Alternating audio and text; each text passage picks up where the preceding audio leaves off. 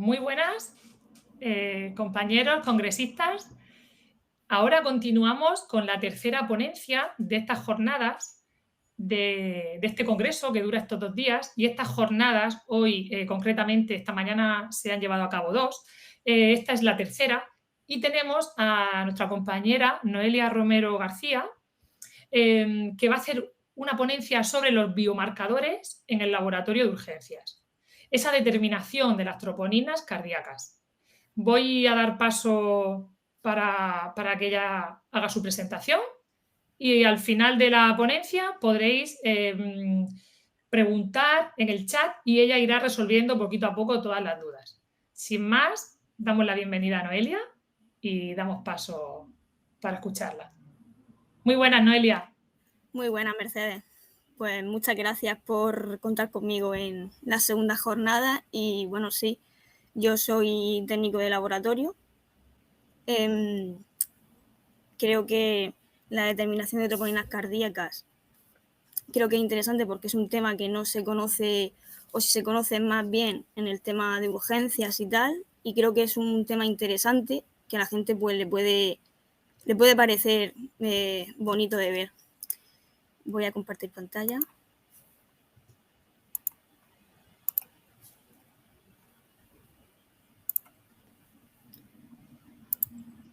Vale. No sé si se ve, supongo que sí. Bueno, pues yo aparte de ser técnico de laboratorio, también soy auxiliar de enfermería, donde estuve en urgencias y bueno, pues mezclando una cosa con otra, pues al final creo que salió esta ponencia que tiene mucho que ver con el laboratorio y con esa determinación tan importante que se hace en urgencias. Es una necesidad ampliamente reconocida en urgencias. Para evaluar adecuadamente estas metodologías, lo que se requiere es una estrecha colaboración, tanto entre el laboratorio como los médicos, para asegurar esa adecuada validación y los valores de referencia. Con los sujetos Bueno, Noelia, perdona que te interrumpa, es que no Sí. se ve la presentación, se ve el ¿No? correo. Si puedes, deja de compartir pantalla e inténtalo otra vez compartiendo toda la pantalla. Vale.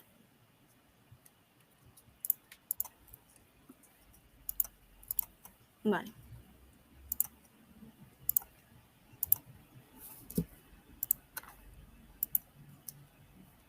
Vale, ahora sí. Sí. Vale. Ponlo en grande y ya estaría, gracias. Vale. Pues bueno, lo que iba diciendo, que es una necesidad reconocida en urgencias para evaluar estas nuevas metodologías que, bueno, tienen su tiempo, pero al final son, pues, más nuevas que otro tipo de parámetros que también se utilizan. Se requiere una estrecha colaboración entre los médicos y el laboratorio y una adecuada validación en los valores de referencia con sujetos sanos desde el punto de vista cardiovascular.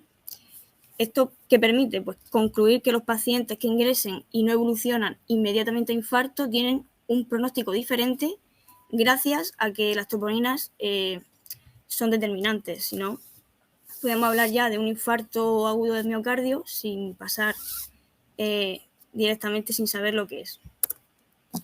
Los objetivos que quiero enseñar y presentar en esta ponencia es conocer los tipos de troponinas que existen, su estructura y entender sus funciones detectando la enfermedad, determinar los valores del tiempo y resultados del estudio de una enfermedad, conocer los métodos, las técnicas y los procedimientos que se implementan dentro de pues, la prevención, el diagnóstico y el pronóstico, en este caso del infarto agudo del miocardio, así como explicar resultados y análisis de un método o técnica que se realiza en un laboratorio, cómo se puede realizar la resolución de un paciente con ese infarto agudo de miocardio. Igualmente, identificar si las troponinas, que también existen unas troponinas ultrasensibles, identifican realmente a los pacientes con SCA, que es el síndrome coronario agudo, para el diagnóstico pues con la ayuda del laboratorio que mejora la práctica clínica. Hay un estudio de importancia de los casos que es aquí en España, que se aumentó el número de muertes un 50% con respecto al año anterior.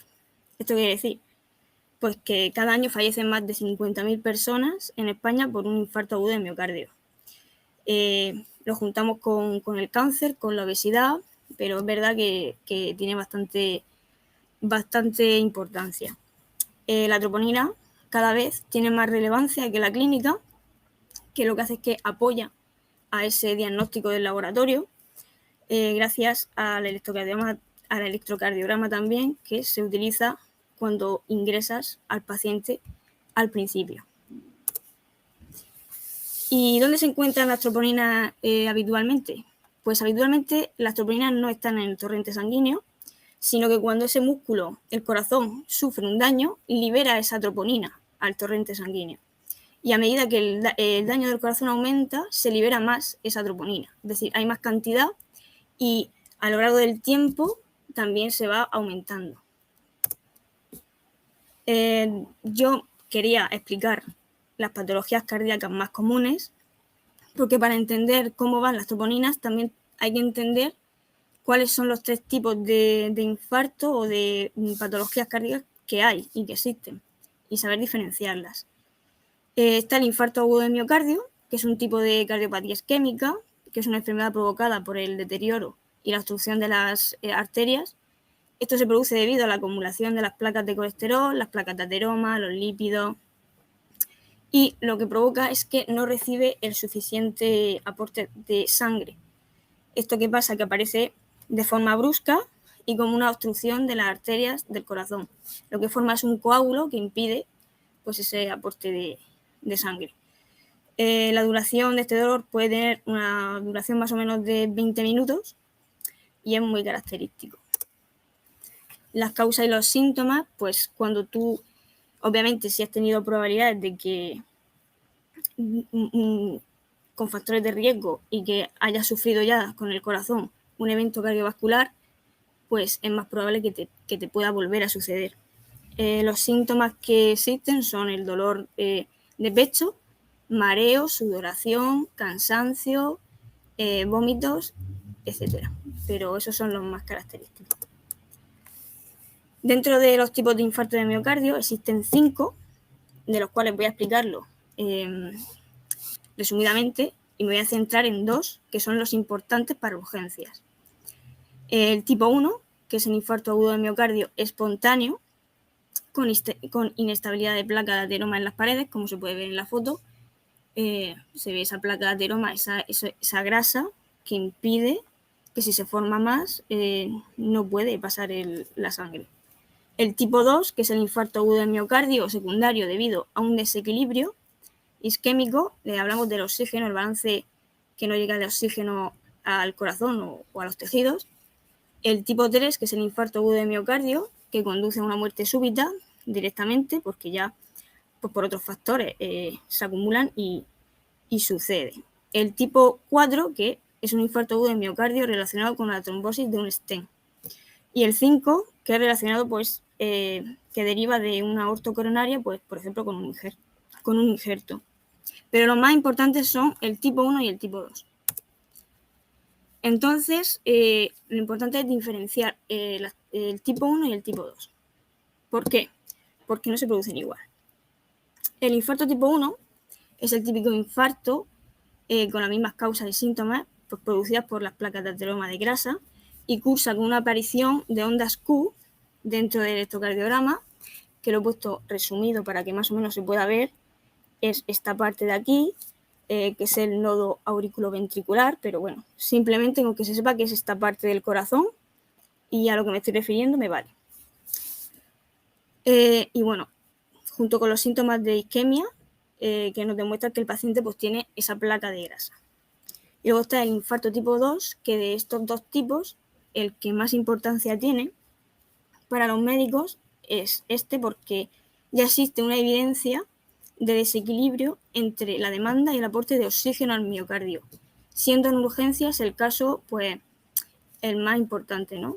El que más se da y el que más se centra. Bueno, ahora la angina de pecho, hemos hablado del infarto agudo de miocardio, también existe la angina de pecho o angina pectoris, que es un trastorno cardiovascular que trata de la alteración en la morfología normal de las arterias. Esto suele pasar cuando tú realizas una actividad física que no puede transportar suficiente sangre y oxígeno al corazón. Existen 3 tipos, que las voy a nombrar solamente, que es la angina estable, que es la más común, es benigna y aunque siempre existe el riesgo que derive a un infarto, porque siempre, bueno, no siempre, pero puede pasar, el dolor aparece cuando haces ejercicio, ¿no? Y en unos minutos de descanso y con medicación, los que los tienen diagnosticados, estos pacientes, pues mejora. En este caso con nitroglicerina. En 10 minutos suele bajar y suele quitarse el dolor. Luego está la angina inestable, que los síntomas aparecen en reposo y no mejoran con el uso de fármacos y dura durante 30 minutos o más. Con esta sí que hay que tener más cuidado porque sí que es más probable que derive a un infarto. Y luego está el tercer tipo, que es pues una variedad más rara, que también es grave, que es recurrente y aparece mientras estás pues, en reposo. Y lo que he leído últimamente, que aparece siempre a primera hora o medianamente por la noche, y con medicamentos pues se puede controlar, pero es la más grave de las 3, no es la normal. El síndrome coronario agudo, el SCA, es un término utilizado para describir una serie de afecciones antes de llegar al infarto. O sea, esto es todo lo que se produce antes. Es asociado a un flujo sanguíneo súbito y reducido del corazón. ¿Esto qué pasa? Pues que cuando no causa la muerte celular, la reducción del flujo sanguíneo cambia la forma que funciona el corazón. Esto puede ser un signo de alto riesgo de ataque cardíaco. Estas causas también suelen ser por la forma de un coágulo que bloquea el flujo, pero todavía no ha llegado a infarto. Infarto es cuando ya tienes pues esa necrosis, que ya no llega la muerte de las células, pues provoca daño a los tejidos y es peor que el síndrome coronario. Después de diferenciar los 3 tipos, el IAM, el AP y el SCA, en conclusión quería poner similitud y diferencias entre ellos, que la similitud que existe entre el infarto agudo de miocardio y la angina de pecho es que la angina de pecho es el más común, el dolor más común agudo, y es debido a una falta de oxígeno, pero es transitoria, es decir, suele pasar y ya está. Mientras que el infarto ya produce esa necrosis de células, que la que he dicho antes, que ya produce ese daño y ya no es reversible. Esto no excluye que en una angina de pecho no exista una placa de base y pueda derivar a otras cosas, pero no es lo normal, es transitoria. Y la diferencia que existe entre el infarto agudo de miocardio y el síndrome coronario agudo consiste en un conjunto de signos y síntomas asociados a un aporte insuficiente de sangre al corazón, mientras que el infarto agudo es causado por un bloqueo. ¿De acuerdo? Ese bloqueo lo que hace es, lo que he dicho antes, una necrosis. No hay vuelta atrás. Después de diferenciar y tener bien definidas las patologías, quería explicar el daño miocárdico propiamente dicho que se produce en el corazón. El valor de las troponinas cardíacas suele estar, cuando hay un daño, por encima del límite superior de referencia, que se le llama LSR, del percentil 99. Teniendo esta información, podemos interpretar cuando un paciente viene con dolor torácico e ingresa en urgencias. Y eso ayuda a aplicarlo a la clínica, según el valor de troponinas, tiempo y el daño, que se le realiza una analítica. En esa analítica, en este cuadro que he puesto resumido, sale cuando un paciente entra por dolor torácico agudo en urgencias, ingresa. ¿Qué hacemos? El valor inicial está por debajo del límite superior de referencia y aquí está por encima. ¿Qué hacemos? Pues igualmente a las 3 horas, porque el análisis de troponina no es lineal, son picos. Entonces tú tienes que hacerlo con 3 horas, 6 horas, 12 horas, 24 horas y ver el daño. Ojalá se pudiera determinar a la media hora, pero no se puede, porque es un diagnóstico, no es para es para diagnosticarlo más a largo plazo. A las 3 horas, pues ya existe ese aumento del 50% y aquí del 20%. Después, esto ya es opcional, puedes hacerlo a las 6 horas, pero a las 3 horas ya me estás diciendo que ya hay necrosis. Al haber necrosis, hay evidencia isquémica, infarto agudo de miocardio, ya está, ya tienes el infarto. Aquí he puesto una imagen de un corazón con necrosis, que es como se ven las flechitas, se queda así, para que os hagáis una idea. Bueno, he hablado del percentil 99, pero el percentil 99 como tal se hizo como límite de decisión único para el infarto agudo de miocardio. Es decir, los laboratorios tuvieron que establecer un límite de decisión para evaluar cada biomarcador basado en una población normal. En esto se detecta un daño miocárdico poco extenso y en fases iniciales. Si fueran más iniciales, mejor, pero se intenta que sea lo más inicial posible. El valor del test de troponinas, que definimos como el de normal de población, corresponde a un consenso de la población normal, que el propósito es estudiar, es buscar el valor de una población de sujetos sanos. Mediante los sanos, pues aprendes a los que no les puede dar ese infarto. El percentil 99 debe ser menor del 10%, en la cual la cinética ascendente o descendente ayuda a discriminar, es decir, es un cribado de esas enfermedades agudas de las crónicas. También quiero definir las características generales de las troponinas, porque hablamos de las troponinas, pero en nuestra mente, en nuestro imaginario, ¿no? ¿Cómo son o qué son las troponinas? Las troponinas son proteínas contráctiles de miofibrillas que existen diferentes isotipos que varían de acuerdo a su distribución. Tisular, particularmente, son cardioespecíficas del músculo cardíaco y esquelético. Estas proteínas incluyen una miosina, actina y tropomiosina, y las troponinas del complejo subunidades, que son las que nosotros en el laboratorio son las que analizamos, que es la I, la T y la C, que son las más importantes. Aquí está el complejo de la troponina T, la troponina C y la troponina I. Y esto sería el complejo, como se vería más o menos.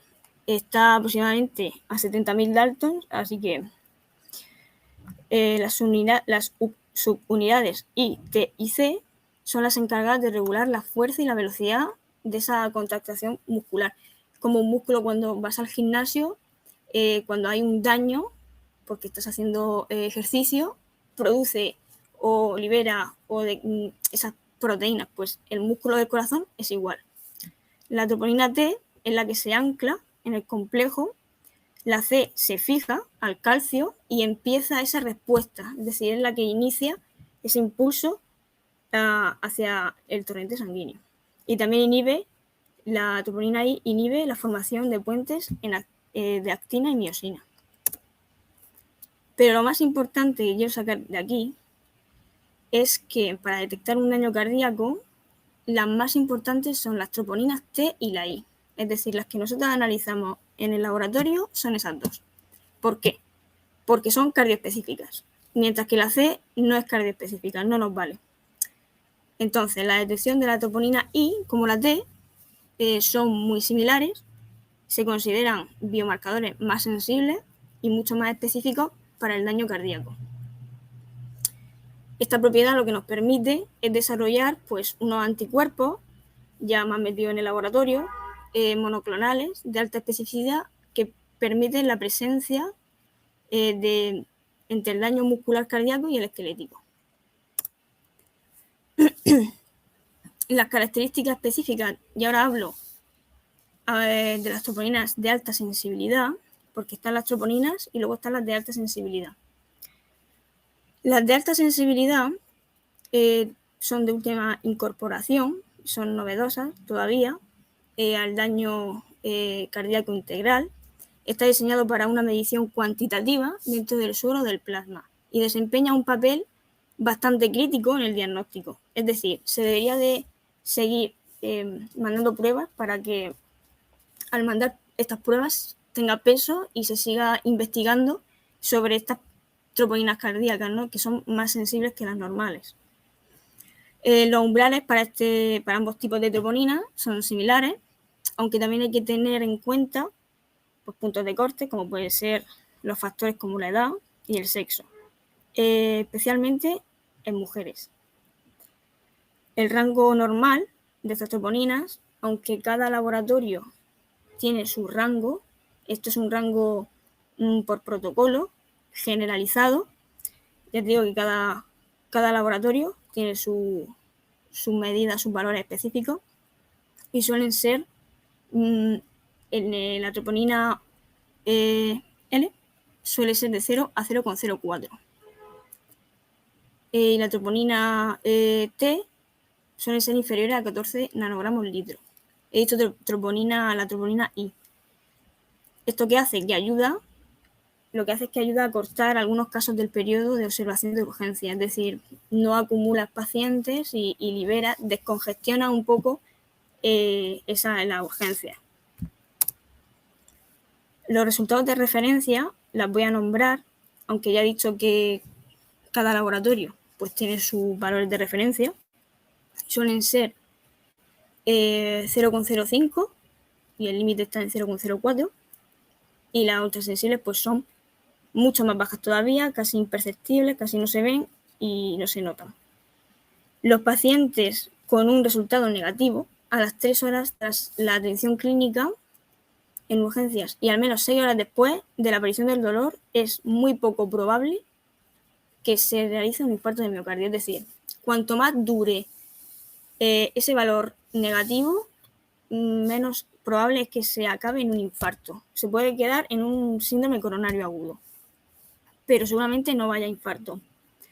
Cuando es positivo, indica que ese síndrome coronario agudo, como la causa más probable, debe realizarse una evaluación más exacta, y en estos pacientes que inicialmente han presentado valores elevados de troponina, se sospecha pues ese síndrome coronario, que se debe y se recomienda repetir tras las 6 horas. Tú puedes repetirlo cada X tiempo porque seguramente te vaya saliendo más alto con el tiempo.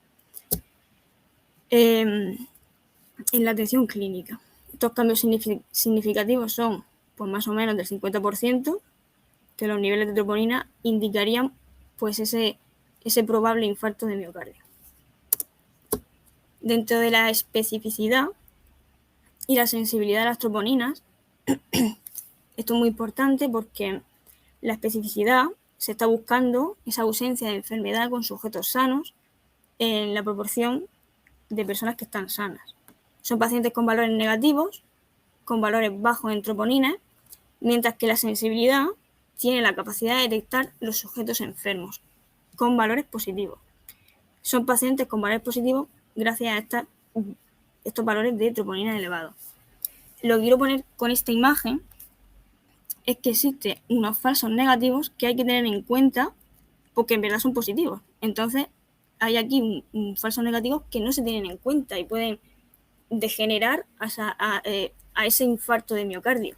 Entonces, es muy importante tener en cuenta que a la hora de investigar o realizar, tiene que ser con una mayor sensibilidad, más que especificidad, sabiendo moverse pues, por estos dos rangos. En un estudio midieron la presencia de la troponina I, que es más sensible, a un 95%, y a la troponina T en un 34%. Aún así, la T suele ser la que más se analiza. Las ventajas de las troponinas ultrasensibles, voy a explicar un poco algunas. Son, como ya he dicho, tienen cardioespecificidad, que son presencia en el cardiomiocito, o sea, que son del corazón. Altamente sensible, es abundante en el tejido cardíaco. El diagnóstico es precoz tras la necrosis, es decir, todo lo que sea mayor rapidez en un laboratorio, en un diagnóstico y en una urgencia, más todavía. La estimación del tamaño del infarto también es capaz de medirse, ya que es directamente relacionado con la necrosis. y un diagnóstico tardío del infarto agudo de miocardio, ya que si persiste durante varios días, pues la circulación también se puede medir. Una troponina ultrasensible no descarta un síndrome coronario agudo, una angina inestable y en una prueba de esfuerzo sigue siendo muy necesaria en muchos casos para diagnosticarse también.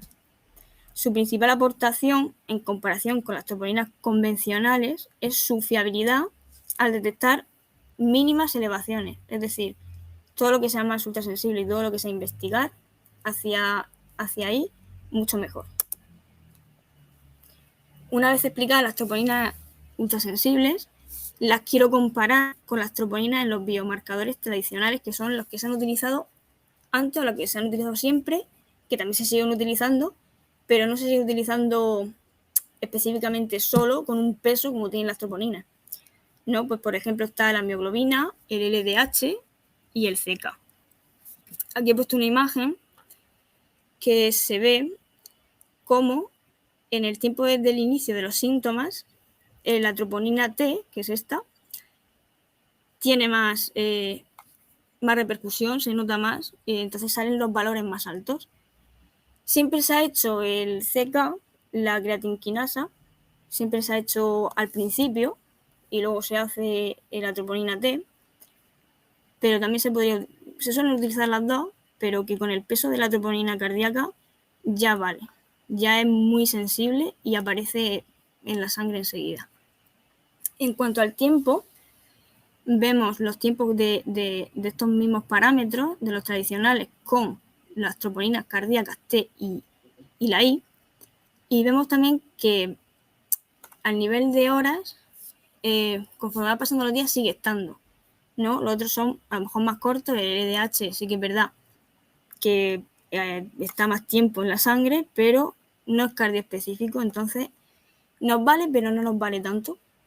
Entonces siempre vamos a utilizar las troponinas antes que las convencionales. Dentro del laboratorio, propiamente dicho, las muestras más utilizadas suelen ser las de suero y plasma, que centrifugan la sangre total, y tienes que tener en cuenta que tengan el aditivo de heparina de litio, que actúa inactivando la trombina y la tromboplastina anticoagulante. Se tiene que tener en cuenta estos pequeños cosas en el laboratorio, que ahí depende del buen diagnóstico o que el resultado salga fiable, ¿no? Y el buen trabajo del técnico de laboratorio. También hay que tener en cuenta que el ECTA puede romper complejos de troponina de calcio que son dependientes, y esto que hace que disminuye las concentraciones de troponina en los ensayos. Entonces tampoco es fiable. Entonces estas pequeñas cosas dentro del laboratorio se tienen que tener muy en cuenta para no volver a repetir otra vez ese procedimiento, la misma técnica, o volver a realizar otra vez la muestra. Dentro existen dos métodos de análisis de troponina en el laboratorio, que son los test rápidos, que son los cualitativos, y los test de quimioluminiscencia, que son los cuantitativos. Voy a explicar un poco los dos. El importante aquí es el de quimioluminiscencia. ¿Por qué? Porque es cuantitativo. Es decir, te dice el número de troponinas que existe. El cualitativo te dice si sí o si no, entonces no es tan específico. Entonces siempre vamos a utilizar más el cuantitativo. Se puede hacer el cualitativo, pero junto con el otro. No se puede hacer solo el cualitativo. Uno es, pues, con el test rápido, es el cassette. Tiene más limitaciones que el valor cualitativo. No debe ser utilizado únicamente con un único criterio para el diagnóstico. Sin embargo, el de quimioluminiscencia está basado en la interacción de un antígeno-anticuerpo, ¿vale? Que emitirá, pues, una señal, una luz, que va contando, eso ya el aparato, más adelante lo voy a contar, y es mucho más específico. Entonces le damos muchísimo más importancia a este método que a cualquier otro que haya en el laboratorio. Entonces voy a explicar la quimioluminiscencia, es un método de lectura que se basa en el principio de emisión de una enzima sustrato. Este método posee, como he dicho ya, una gran especificidad y sensibilidad, ya que es una reacción antígeno-anticuerpo. Normalmente es de orden de picogramos y con un mínimo de desnaturalización. Y este tipo de técnica se le llama tipo directa, tipo sándwich también se le llama. Esto emplea una fase sólida que tiene unas micropartículas. Aquí lo he intentado más o menos el método, lo que pasaría dentro de la máquina, o sea, dentro del laboratorio donde tú metes esa muestra de suero de plasma, y es que tú tienes tu analito que quieres analizar, que en este caso son las troponinas, y tú pones un anticuerpo, y aquí pones lo que es la luz visible. Entonces va contando esos anticuerpos. Entonces, pues tienes un valor cuantitativo, que es mucho más, tiene mucho más peso que el cualitativo. Los resultados de este método suele ser que si da negativo, como he dicho antes, esto es por protocolo, cada laboratorio tiene su medición concretamente. El negativo es por debajo del 0,4. Se recomienda repetir la prueba 4 o 6 horas. El positivo, que es a más de 0,4, con esa sospecha de miocardio. Y lo que yo he puesto aquí es una imagen de contraste para que se vea ese daño. Aquí se ve mejor. Cuanto más contraste en blanco es esa necrosis que tiene el corazón, como se puede ver en la imagen. Siempre se tiene en cuenta que se tiene que interpretar de acuerdo a la historia clínica del paciente. Se tiene que extrapolar a todo pues, el electrocardiograma, la clínica, todo. Otros parámetros tradicionales como he nombrado, pero tiene que extrapolarse todo. La troponina I suele mantenerse bastante elevado por encima del rango de referencia durante varios días. Es decir, te sirve para también, si quieres diagnosticarlo, para más adelante que no sea, que ya digo que cuanto más dura el periodo, menos es un infarto agudo de miocardio. O sea, estamos hablando de un síndrome coronario agudo. Y luego están los test rápidos de Cassette, que son los que hemos hablado, los cualitativos, que son los típicos que hemos visto pues con el COVID, por ejemplo, lo hemos visto mucho, que pues eso se añade una gota de suero, una solución tampón y se interpreta. Esta mezcla pues migra, es como una cromatografía que va hacia arriba de la membrana con una acción capilar que pues sale válido, no válido, positivo o negativo. Pero ya digo que el importante siempre es el cuantitativo. Vale, después de explicar todo, quería poner un estudio de un caso, ¿vale? Para entender mejor todo lo que he explicado. Lo que pasa es que el caso es a lo mejor un poco más complejo, con que se quede más o menos visto cómo van las troponinas cardíacas, me vale, ¿vale? Este estudio es un estudio de un caso que salió en la Sociedad Española de Cardiología y se llama el valor pronóstico de la troponina T en pacientes hospitalizados con angina o infarto sin la elevación del segmento ST. ¿Qué es el segmento ST? Pues aquí he puesto mi chuleta y este es el segmento ST, ¿vale? Con que tengáis eso más o menos en la cabeza, vale. Se efectuó un estudio con 346 pacientes, de los cuales son 225 varones y 121 mujeres. Estos tenían sospecha del síndrome coronario agudo dentro del servicio pues, de cardiología. Durante 20 meses, exceptuando a los que estaban en el ingreso hospitalario y se desarrolló un infarto con elevación del segmento ST. Los criterios que utilizaron para este caso son pacientes ingresados bien en la unidad de cuidado intensivo, pues bajo la sospecha de una cardiopatía y la elevación del segmento ST con una evolución de unos 48 horas. Y haber sido objeto de al menos una determinación de los valores sanguíneos de troponina T entre las 5 y las 24 horas del inicio de ese dolor torácico. ¿Vale? Cuando de ese grupo total eliminamos a los pacientes que presentaban una elevación pues, de estas troponinas, que son las tradicionales, y los aislamos. Y eran pues, más o menos pues, similares y también estaban ligeramente superiores. También existen, y se sabe, que con diabetes la presencia de valores plasmáticos de la troponina T seguían manteniendo su valor pronóstico independiente. Es decir, que también hay que tener en cuenta la diabetes mellitus. En casos con angina inestable o infarto de miocardio, los valores de CPK, como hemos dicho, tienen un valor pronóstico muy limitado. Entonces, por eso lo descartaron. La asociación de estos tres marcadores cardíacos parece ser más útil y más temprano y más eficaz, como he dicho, las troponinas cardíacas. En el cribado del dolor torácico, en un servicio de urgencias, también se comprobó que en el 58% de los pacientes presentaban al menos un resultado positivo. Seguramente serían mucho más las troponinas, ya que son más eficaces en cuanto a la medición.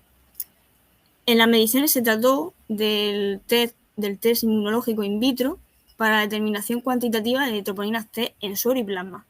Se utilizó pues, la técnica sándwich, que es la que he nombrado yo antes, que es la que se suele utilizar, con una duración de 9 minutos.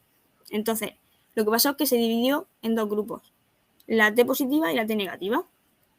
Pues la positiva, pues superiores a 0,1, ya estamos hablando de 0,1, que es mucho más específico que el 0,4, inferiores a 0,1.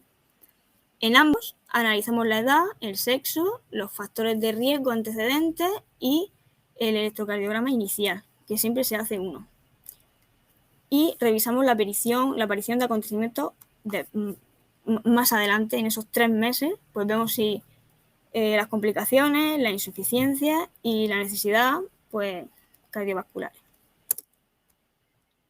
Con lo cual, los valores absolutos de troponina cardíaca T en este estudio han permitido separar los pacientes con angina inestable en subgrupos de bajo, intermedio o alto riesgo, cuya mortalidad en los meses siguientes proporciona unos valores absolutos gracias a estas troponinas. Es decir, que ya estás dividiendo en subgrupos y aparte estás proporcionando saber a la larga si va a haber mortalidad o no.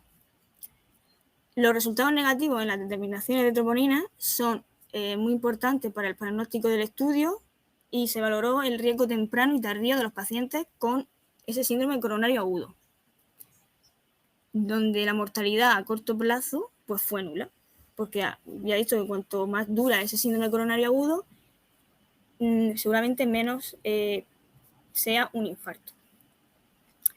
Durante un periodo seguido de 5 meses, la muerte o el infarto agudo de miocardio solo fue el 1% de los casos con pruebas negativas. Es decir, las troponinas cardíacas con el síndrome coronario agudo, con este desnivel del segmento ST, puede ser proporcionado por el segmento ST y se observa que también es mucho menor en pacientes con ese porcentaje y por tanto su capacidad de esa predictividad de negativo es mucho más limitado.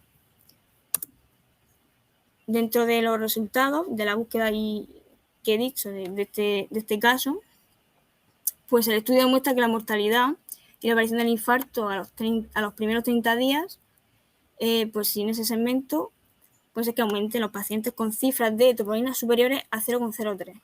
Es decir, con que las troponinas cardíacas den su efecto, ya está dando evidencia de que sirve y de que tiene más utilidad muchas veces que la clínica. En el mismo seguimiento de las troponinas cardíacas hubo un riesgo de infarto del 20%, mientras que con presencia del segmento deprimido ingresó con un riesgo del 8% de los pacientes. Cuando la troponina T está elevada, con pacientes de síndrome coronario agudo, hay cambios del segmento. Entonces, durante las horas iniciales, en ambos métodos parece ser como un aditivo, es decir, lo aumenta más. De modo que la mortalidad o la aparición del infarto agudo del miocardio a lo largo de un año puede ser y puede llegar al 52% de los pacientes, a que sea un infarto. Entonces también es importante tener eso en cuenta junto con las troponinas. Bueno, pues lo mismo. El peor pronóstico suele ser la angina de pecho inestable, sobre todo en pacientes diabéticos, que también se conocía dentro de los estudios y los casos que existen. Y también se observó que hay una frecuencia significativa con el valor positivo del 36 frente al 19% con la diabetes mellitus. Las alteraciones del electrocardiograma en ese momento fueron frecuentes por el grupo T positivo. Entonces fueron los registros de electrocardiograma normales fueron mayores dentro del grupo de T negativo. Después de esos 3 meses posteriores a la fecha se reveló una tendencia con frecuencia a padecer los pacientes con esa troponina positiva. Es decir, que la troponina al final tiene su efecto a la larga. Es lo que viene a decir el estudio junto con el segmento que también hay que tenerlo en cuenta.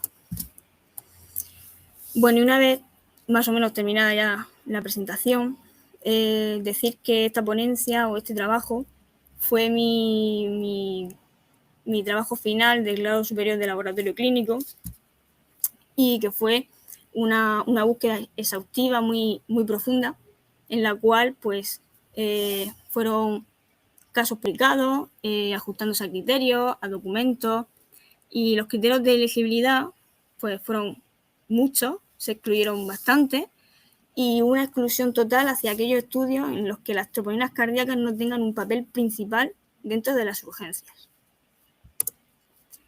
Y ya para terminar, pues voy a decir las conclusiones que con esta ponencia pues han salido.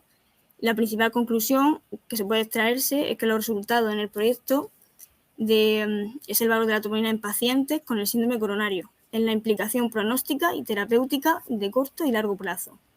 Se reafirma su uso por la gran importancia desde el punto de vista del laboratorio de urgencias para el diagnóstico del paciente.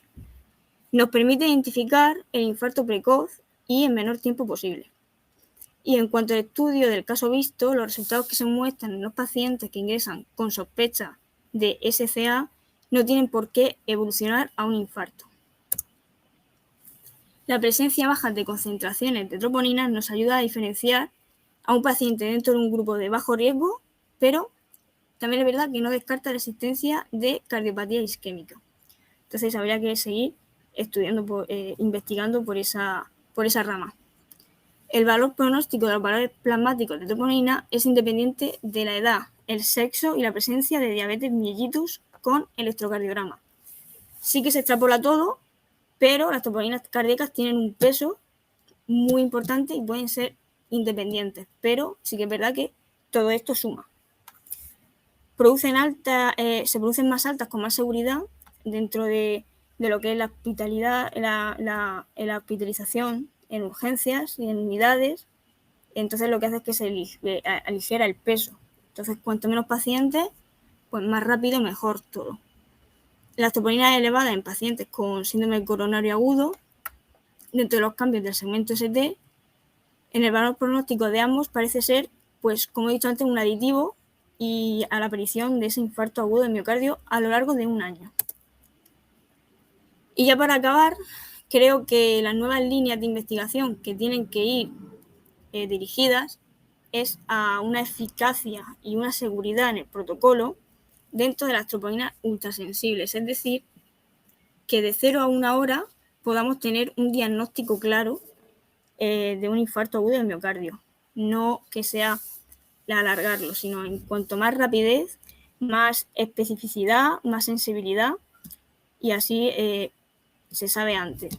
Entonces convendría seguir realizando esos estudios dentro de las troponinas cardíacas. Aquí os dejo la mayor parte de donde he sacado el trabajo. Si queréis algún enlace, alguna cosa, me la podéis pedir.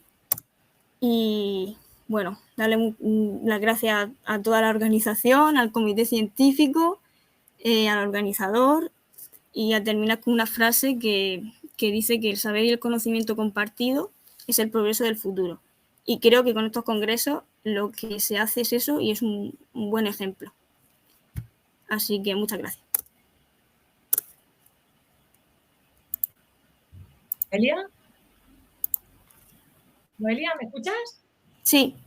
Pues nada, muchísimas gracias a ti por la ponencia, por tus palabras y por la calidad de la ponencia que nos has traído aquí en un tema también que a veces es como que es muy médico, pero nos equivocamos porque es muy sanitario, es muy de nuestros pacientes. Y entonces pues has tocado dentro de los técnicos de laboratorio un trabajo súper importante que tenéis. Hay unas preguntas que están en el chat. No sé si quieres leerlas tú o las leo yo, como mejor te ves. Como tú si me las puedes leer tú, porque ahora mismo está saliendo el chat súper... Pues mira, la primera pregunta dicen, ¿una mujer operada de disección aórtica tiene más posibilidad de sufrir un infarto? Uf, es que la pregunta... Hombre, pues tiene más posibilidad, sí, no tiene por qué, pero si ya ha habido una operación de alguna manera, creo que sí puede aumentar las posibilidades de alguna manera. Vale. Otra tenemos, ¿cuál es la temperatura de conservación de la muestra?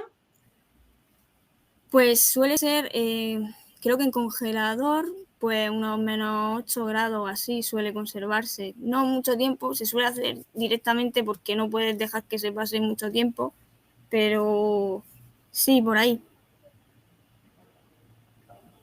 Vale. Pues aquí en el chat te están dando la enhorabuena. Sí.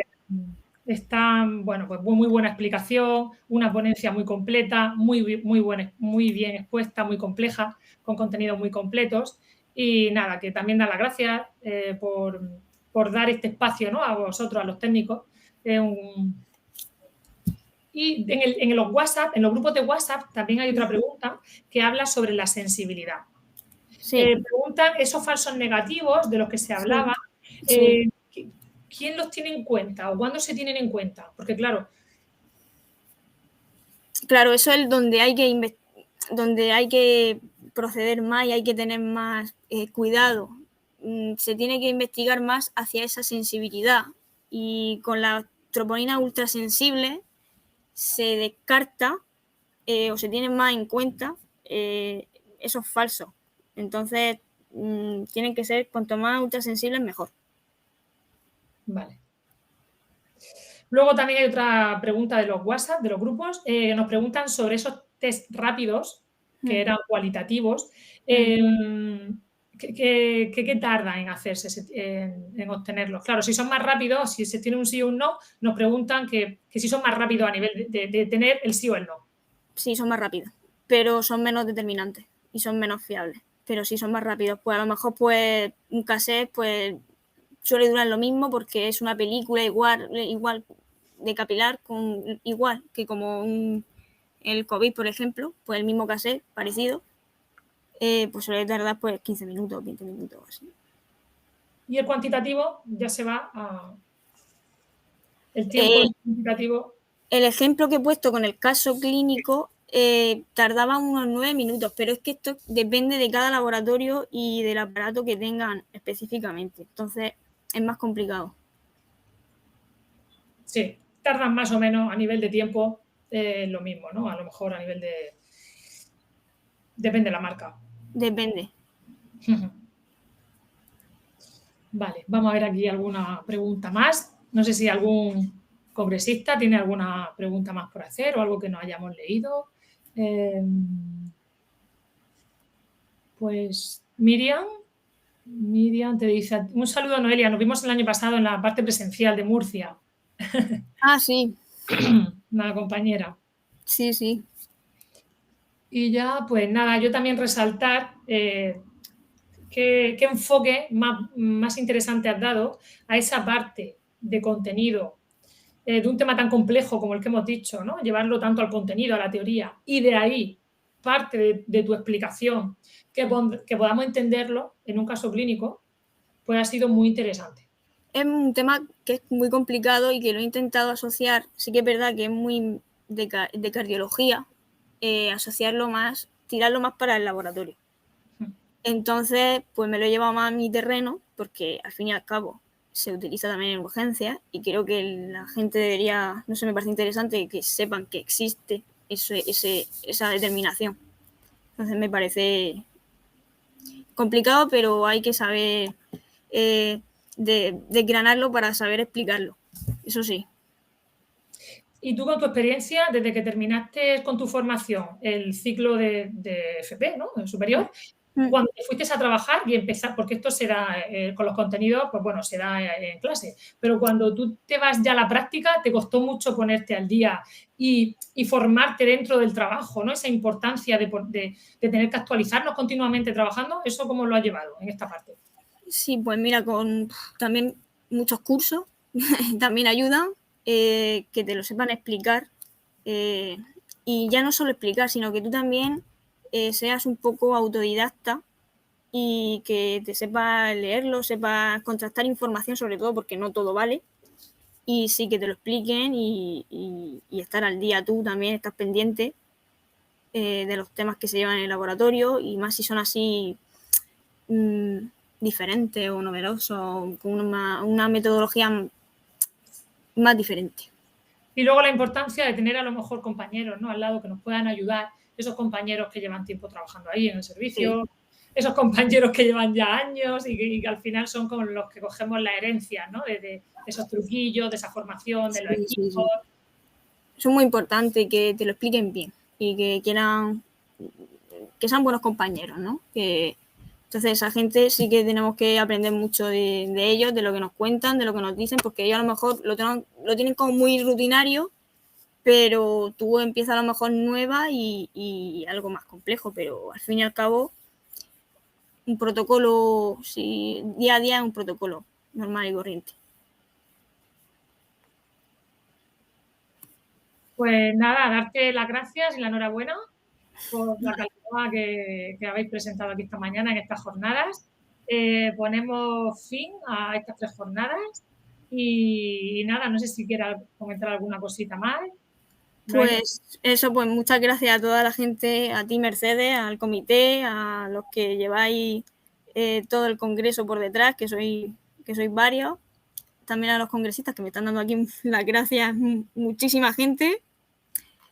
Y nada, pues que sigamos este congreso y que sigan viéndose visibles los técnicos de laboratorio, los técnicos, los auxiliares, todos los sanitarios de grado medio, de grado superior, que somos muchos y que hay que darle su importancia y su sitio.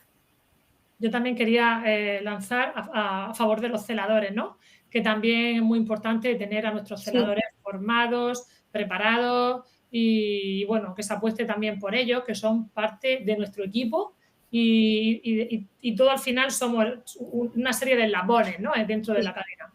Así que, pues nada, yo creo que esta es la línea en la que tenemos que seguir todos trabajando dentro de todas las categorías sanitarias y bueno, pues un saludo a todos, muchas gracias por vuestra asistencia y nos vemos a lo largo de esta tarde y mañana. También van a haber ponencias que hemos dicho a primera hora sobre conceptos muy interesantes, también cortitos, de todos los ciclos sanitarios que hay, pues bueno, enfocados en cada uno de ellos por muchos profesionales sanitarios de los que nos podemos enriquecer.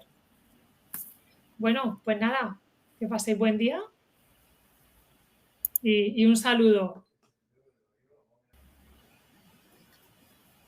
Hasta luego. Hasta luego, gracias. Adiós, Noelia. Adiós. Hasta luego a todos.